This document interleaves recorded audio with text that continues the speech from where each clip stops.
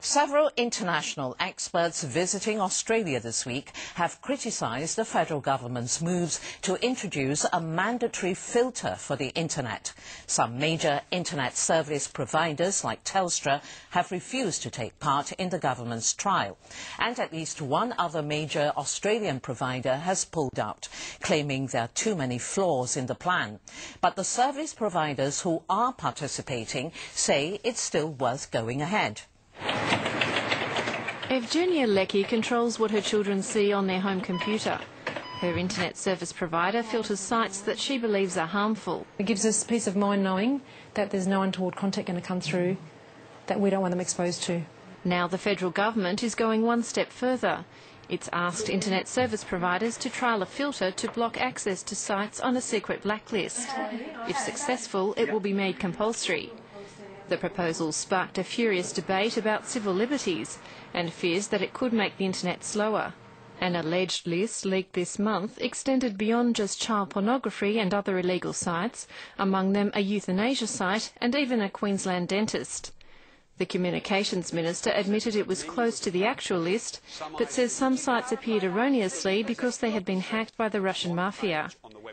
On SBS TV's Insight this week, there was clarification about what would be on the banned list. Refused classification is the mandatory aspect, and then parents, if the technology allows, if we can work our way through the technical issues, then parents will be given a range of options of other material that they can choose to block for their children. International experts at a Sydney conference say it's not up to governments to block net access. I think they have a huge role in policing child pornography and shutting those things down, but it's a legal role that comes from dismantling those organizations. Also educating parents about how they can do things within their own home and on their own computers to prevent children from getting into bad situations on the internet. An Australian-based consultant and father has mixed views. I'm a little troubled by the fact that it's mandatory.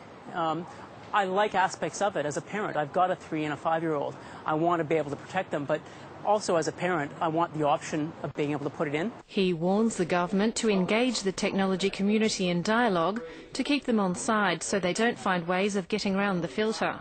Australia's third largest internet service provider, iiNet, pulled out of the government's trial last week, saying there were too many problems and it didn't want to inflict them on its customers. Telstra has also refused to take part, citing customer management issues.